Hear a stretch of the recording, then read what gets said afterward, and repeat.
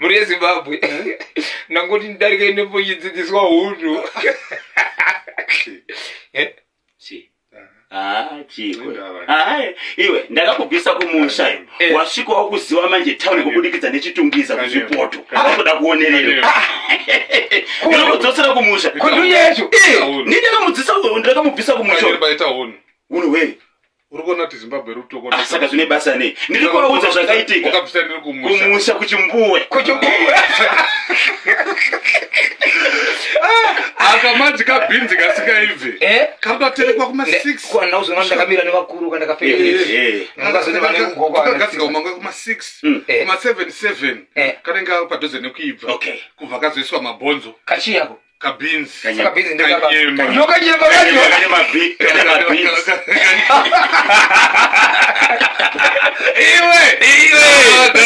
inzwakazataurirai mhuri yeZimbabwe kuti kana vakufamba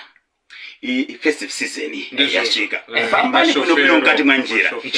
haneyane mweya kuti munifamba muraredzera zvakanaka pamugwagwa nyaya yenye kuti mufamba makadhakwa tifuna lini hatizvide izvozvo nyangarani mone mbodaona ziri kuitika mukati mwanjira hatuna zirodi dzacho